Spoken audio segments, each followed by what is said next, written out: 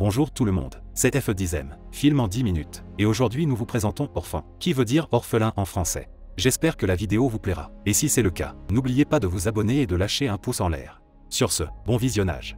Le film débute avec John, le mari de Kate, qui emmène sa bien-aimée à l'hôpital. Elle s'apprête à accoucher après 9 mois d'attente. Une fois en route vers sa chambre d'hôpital, elle commence soudainement à saigner. Elle se réveille dans un bloc opératoire, confuse. Elle demande ce qu'il se passe et les chirurgiens l'informent froidement que son bébé est mort. Ainsi, un manège d'émotions traverse Kate, et elle se met à paniquer. Étrangement, John est en train de filmer la scène, visiblement heureux, pendant que le docteur remet le cadavre de l'enfant à sa femme. Soudainement, Kate se réveille de son cauchemar et part directement aux toilettes. Elle regarde la grosse séquelle qu'elle a au ventre et prend ses médicaments. Le lendemain matin, Kate fait part de son cauchemar à son docteur. Ce dernier lui informe que rêver est la réponse principale du corps face au traumatisme, comme la mortinatalité qu'elle a vécue. Cependant, Kate pense que son rêve est en rapport avec le fait qu'elle va adopter un nouvel enfant. Elle pense qu'elle ne serait peut-être pas prête. D'ailleurs, elle l'informe qu'elle était passée à côté d'un magasin de vin et qu'elle pensait à en acheter. Son médecin lui informe que l'essentiel, c'est qu'elle a résisté à l'envie. Quel psychologue! Dites-vous qu'il touche un salaire pour réciter des absurdités de ce calibre. Plus tard, Kate part chercher sa fille sourde, Max, à l'école. Alors qu'elles étaient en route vers leur maison, Kate, visiblement déconcentrée, était à 2 doigts de commettre un accident. Une fois à leur domicile, elle se met à jouer du piano. Toutefois, des bruits venant de l'entrée de la maison la frustrent fortement. Ainsi, elle part dehors et comprend la source du bruit. Max joue au basketball. Elle la réprimande et Max s'excuse. John et son enfant, Daniel, font leur apparition et se mettent à jouer tous ensemble. Cette nuit, alors que Kate mettait sa fille au lit, cette dernière demande à ce qu'elle lui raconte un récit. N'ayant pas trop le choix, elle s'y met. Elle raconte l'histoire d'une jeune petite fille, aimée énormément par ses parents, qui est morte avant même qu'elle soit née. Entre autres, elle fait référence à sa fille qui est décédée. Max demande alors si elle aura une autre sœur, mais la seule réponse de sa mère était le silence. Après cette magnifique interaction, Kate prend ses médicaments et annonce nerveusement à John qu'elle va adopter un nouvel enfant. Par conséquent, le lendemain matin, les mariés partent dans un orphelinat où ils font la rencontre de la sœur Abigail qui leur dit de choisir l'enfant qu'ils désirent. Ils font ainsi la connaissance d'Esther, une fille à l'apparence timide, mais dotée d'un talent unique pour l'art. Elle leur informe que personne ne lui a jamais adressé la parole, car elle est considérée comme bizarre auprès des autres. Cependant, le couple semble l'apprécier énormément. Plus tard, Kate et John informent Abigail qu'ils aimeraient adopter cette jeune fille. Ainsi, la sœur leur fournit quelques informations sur elle. Apparemment, avant de venir aux États-Unis, elle habitait en Russie, mais à cause de l'incendie de la maison de sa famille adoptive, elle est venue ici. Les mariés ne trouvent pas cela étrange et décident toutes de même de la prendre. Ainsi, quelques semaines plus tard, Esther fait maintenant partie de la famille. Dans le chemin vers la maison, Kate profite de ce temps pour enseigner le langage des signes à sa fille adoptive. Une fois rentrée à la maison, Max saute dans les bras de sa mère, contente qu'elle lui a ramené ce qu'elle voulait, une sœur. Les deux semblent très bien s'entendre. Une fois à l'intérieur, Esther fait aussi la rencontre de Daniel et de la grand-mère Barbara. Le soir, ils se rassemblent tous et Esther reçoit des cadeaux de bienvenue. Daniel, fils de John, éprouve de la jalousie envers sa belle-sœur, surtout lorsqu'elle se rapproche de son père. Après cet événement, le jeune garçon et ses amis se rejoignent dans leur cabane et regardent des magazines pour adultes. Un de ses amis le taquine en lui disant qu'une des femmes ressemble étrangement à sa mère. Je pense qu'il a mal pris, mais je ne suis pas sûr. De leur côté, Max et Esther s'amusent dans la neige sous la surveillance de leur mère qui parle avec Barbara. Kate pense retourner dans l'enseignement, mais cette fois-ci, uniquement à la maison, une fois qu'Esther s'intégrera dans la famille. Barbara semble adhérer à cette idée. Durant la nuit, une grosse tempête frappe la région. Alors que Kate et son mari étaient en train de faire l'amour, Esther se réveille brusquement et, à l'occasion, part réveiller sa sœur. Ainsi, les deux filles demandent aux parents s'ils pourraient dormir avec eux et ces derniers acceptent. Esther précise bien qu'elle veut dormir avec John. Le pauvre, il ne sait pas ce qui l'attend.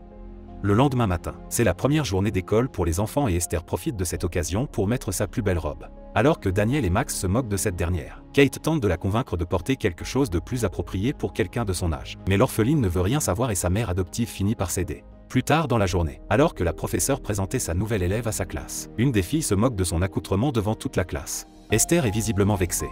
Cette même journée, alors que Max et sa demi-sœur jouaient dans la glace, Kate sort à toute allure et leur crie qu'il est interdit de jouer à ce jeu en raison de sa dangerosité. Pendant ce temps, Daniel entraîne sa visée avec un pistolet de paintball et finit par tirer sur un oiseau. Esther, qui passait dans le coin en compagnie de Max, le réprimande d'avoir tiré sur la bête. Elle l'oblige de finir sa souffrance en le tuant, mais il refuse. Ainsi, Esther prend le relais et l'achève. Daniel est choqué par son comportement et retourne à la maison. La soirée même, alors qu'Esther prenait sa douche, Kate profite de ce temps pour placer les vêtements de sa belle-fille à sa place. Entre-temps, elle fait la découverte d'une Bible contenant la photo d'un homme. Perplexe face à cette découverte, elle remet son livre sacré à sa place et quitte sa chambre. Tout cela sur le regard d'Esther. À l'école, alors que Daniel marchait avec ses amis, il aperçoit sa demi-sœur dans les corridors et profite de cette occasion pour la pousser. Pendant qu'elle ramassait ses livres, son intimidateur prend sa Bible et se moque d'elle. alors qu'Esther tente de la reprendre. Son livre sacré finit par s'envoler ainsi que les documents qui s'y trouvaient. Ensuite, la fille la prend par le collier tel un petit chien et Esther hurle pour la faire fuir. Plus tard, on retrouve Kate en train d'enseigner Esther à jouer du piano. À un moment, sa mère adoptive lui demande d'expliquer ce qui s'est passé à l'école, mais elle ne semble pas vouloir y répondre. Alors qu'elle lui présentait un album de famille qu'elle avait conçu pour sa nouvelle fille, Esther l'interrompt et lui demande qui est Jessica. Ne voulant rien lui cacher, elle lui avoue que c'est sa fille qui est morte dans son ventre. Pour ne jamais l'oublier, elle a décidé de disperser ses cendres sur ses roses. Après le dîner, pensant que les enfants sont en train de dormir, ils font l'amour intensément dans la cuisine. Esther apparaît soudainement, poussant les parents à s'arrêter. « Tu es sérieuse, on était à la meilleure partie du film. » Le matin qui suit, Kate s'explique sur l'incident d'hier. Mais, étrangement, Esther sait déjà ce que le sexe. Kate est sous le choc. Elle en parle à John, mais ce dernier ne semble pas s'en soucier. Il dit qu'elle l'a probablement appris à l'école et qu'elle se fait du souci pour rien. Plus tard dans la semaine, John emmène ses enfants au parc. Alors que Esther était à la balançoire, leur voisine vient draguer son père adoptif. Pendant ce temps, son intimidatrice fait son apparition. Elle est à la fois concentrée sur elle et la voisine qui drague John. Étrangement, la haine visible à travers ses yeux la peur fortement. Au moment où cette dernière s'apprêtait à descendre le toboggan, Esther la pousse par en arrière, causant la brisure de sa jambe. Max en était témoin. Le soir, durant le souper, John accuse Esther d'avoir poussé la jeune fille. Cependant, elle renie les faits en disant qu'elle a juste glissé. Ainsi, il demande l'avis de Max, mais cette dernière ment en appuyant l'argument d'Esther. Avant de manger, Esther fait ses prières et Max la copie, laissant le reste de la famille perplexe. Malgré la présence éphémère de cette orpheline, elle comprend mieux le langage des signes que son frère. Ce dernier, frustré de la supériorité intellectuelle et du comportement d'Esther, la rabaisse et l'insulte. Il finit par quitter la table, laissant derrière lui ses parents choqués. Afin de le punir, son père lui bloque l'accès à sa cabane. Plus tard, on retrouve Kate et ses filles au supermarché. Soudainement, elle reçoit un appel d'Abigail. Ainsi, sa mère adoptive demande à Esther de lui dire bonjour. Mais elle refuse. Pendant qu'elle l'informe de son étrange comportement, Esther force Max de tout lui traduire. En lisant à travers ses lèvres, elle lui informe qu'elle parle d'elle. En revenant à la maison, Kate surprend Esther en train de jouer du piano parfaitement, sans aucune erreur. Alors, elle lui demande pourquoi est-ce qu'elle lui a menti. Apparemment, c'était pour lui faire plaisir. La soirée même, les mariés s'argumentent par rapport à Esther et se mettent à se crier dessus. Cette dernière, qui était en train de peindre dans sa chambre, est visiblement contente qu'ils se chicanent. Un jour, Abigail rend visite les parents. Elle leur dit qu'en fouillant dans le passé d'Esther, elle a retrouvé des documents indiquant des crimes troublants que cette dernière aurait commis. Attrapée par la peur, l'orpheline demande l'aide de sa sœur, donnant comme prétexte qu'Abigail veut la reprendre. Pendant ce temps, Kate croit ce que Abigail dit, tandis que John refuse d'y croire. Sa femme propose donc de la ramener voir un psychologue et son mari est d'accord. Entre-temps, Esther demande à Max de trouver les clés de la cabane. Une fois que c'est fait, elle ouvre le fameux coffre-fort. Elle prend l'arme qui s'y trouve, enlève toutes les balles, sauf une, et pointe l'engin sur Max, l'apeurant énormément. Pendant qu'Abigail prit la route, Esther emmène Max proche d'un pont, lui disant qu'elles vont faire si peur la religieuse qu'elle ne reviendra plus jamais. Ainsi, l'orphelin pousse sa sœur sur la rue où Abigail s'en allait. Cette dernière la frôle et heurte un tas de neige, sauvant la vie de Max. Ensuite, elle part la voir. Ainsi, Esther la frappe sur la tête avec un marteau. Par la suite, à l'aide de Max, elle bouge son corps en dehors de la route. Cependant, une voiture se met à aller en leur direction. Heureusement, elles arrivent à jeter son corps en dehors de la route au bon moment. Malgré la tentative d'évasion d'Abigail, Esther l'achève, tout cela devant les yeux de Max. L'orpheline force ensuite sa demi-sœur de l'aider à cacher son corps. Après cet événement, elles partent dans la cabane pour changer leurs habits ensanglantés. Esther l'informe que si elle la dénonce, les deux partiront en prison. La manipulatrice se met ainsi à la réconforter, lui disant qu'elle l'aime plus que tout. Daniel les attrape en train de descendre de la cabane, mais Esther l'a vu. Cette nuit même, elle rentre dans sa chambre avec un scalpel et le menace de ne rien dire. Sinon, elle lui coupera son haricot. Il se pisse littéralement dessus. Alors Daniel, tu n'arrives plus à parler. Le lendemain matin, les soi-disant parents d'Esther l'emmènent au psychologue. Cependant, cette dernière l'informe que leur fillette est normale et que Kate est le problème dans l'histoire. En effet, Madame Browning pense que cette dernière relâche son stress sur Esther. John pense que son raisonnement est rationnel.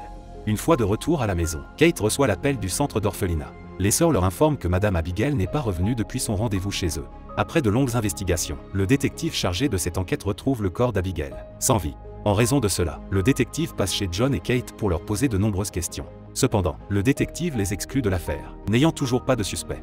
De son côté, Esther allume et éteint les lumières de son aquarium pour nous révéler la réelle signification de son œuvre. Une maison brûlée, qui est probablement celle en Russie qu'elle a incendiée auparavant. Pendant ce temps, Kate recueille des informations sur les enfants détraqués et leur personnalité. Ensuite, le lendemain matin, elle montre ses découvertes à John qui ne semble pas la prendre au sérieux, ce qui l'enfurie énormément. Le soir, alors qu'elle était en train de préparer le dîner avec Max, elle appelle l'orphelinat dans laquelle elle a adopté Esther et demande s'il n'aurait pas d'informations sur son passé. Cependant, elle est apparemment venue en Amérique sans aucun dossier. La journée suivante, John part réveiller Esther pour l'emmener au dentiste, mais cette dernière refuse. Alors, ne voulant pas insister, il promet de replanifier le rendez-vous. Par conséquent, les deux passent la journée à dessiner et, à un moment, Esther décide soudainement de s'ouvrir. Elle se sent indésirée par Kate. John l'informe que ce n'est pas le cas. Sa mère adoptive l'aime autant que ses propres enfants. Pendant ce temps, Kate emmène ses enfants à l'école. Elle leur demande si Esther leur a déjà fait mal. Mais les deux enfants disent que non. Alors Daniel, tu as oublié ce qui s'est passé hier. Le soir même, Esther ramène un cadeau à sa mère. Les roses sur lesquelles les cendres de sa fille décédée reposent. Kate, fou de rage, lui prend sa main et lui arrache ses fleurs. John les sépare et réconforte sa femme. La nuit même, pendant que tout le monde est en train de dormir, Esther part au garage et se brise intentionnellement la main. Ainsi, elle retourne à son lit et appelle John pour son bras, le faisant croire que c'est Kate qui l'a brisé. Cette dernière entre dans la chambre et son mari l'informe de ce qu'elle a fait. Sa femme renie les faits, mais son mari est convaincu qu'elle en est la cause. Ultérieurement, Kate se rend au magasin d'alcool pour en acheter, et comme nous le disons en bon français, elle se bourre bien la gueule. Après la consommation, elle regrette son acte et déverse le reste dans le lavabo. Le lendemain, comme à son habitude, Kate emmène ses enfants à l'école. Pendant qu'il marche, Daniel échappe ses affaires par terre. Ainsi, sa mère part l'aider. Esther profite de cette occasion pour mettre la voiture en marche avec Max à l'intérieur. Kate court à toute allure pour arrêter la voiture. Celle-ci finit par s'arrêter à cause de la neige. Cette nuit, la mère discute de l'incident avec John et Dr Brown. Elle jure avoir éteint la voiture avant de venir en aide à Daniel et que Max était témoin de la situation. John doute de ce qu'elle dit, car Esther avait apparemment trouvé la bouteille de vin qu'elle avait consommée la veille. Le docteur rajoute qu'elle a réservé une place spécialement pour elle dans un centre de réhabilitation. Kate tente de les convaincre en donnant sa partie de l'histoire, mais aucun des deux la croit. Pour terminer, John rajoute que si elle ne va pas dans le fameux centre de réhabilitation, il la quittera et prendra avec lui tous les enfants. Pendant ce temps, Esther informe Max que si elle la dénonce, elle tuera sa mère. Plus tard, Daniel part dans la chambre de sa sœur et cette dernière lui informe ce qui s'est passé avec la sœur Abigail. D'ailleurs, elle rajoute qu'Esther a mis toutes les preuves du crime dans la cabane de Daniel. Grave erreur. Esther était en train de les écouter. Durant la nuit, Kate part dans la chambre de Max pour la réveiller, mais Esther y était. Sa mère adoptive lui informe qu'elle ne la laissera pas faire du mal à ses enfants, mais l'orpheline dit qu'elle ne fait rien de mal. Ensuite, elle lui montre le journal intime qu'elle lui a volé et raconte toutes ses histoires afin de la blesser émotionnellement. Mais Kate ne se fait pas avoir par ses insultes provocatrices. Le lendemain matin, afin d'en savoir plus sur le passé d'Esther, Kate recueille des informations sur sa Bible qui était cette fois-ci cachée dans une peluche. À l'intérieur, elle trouve la photo de plusieurs hommes. D'ailleurs, la phrase Sarn Institute était inscrite à la fin du livre. Elle la retranscrit mot pour mot sur son ordinateur.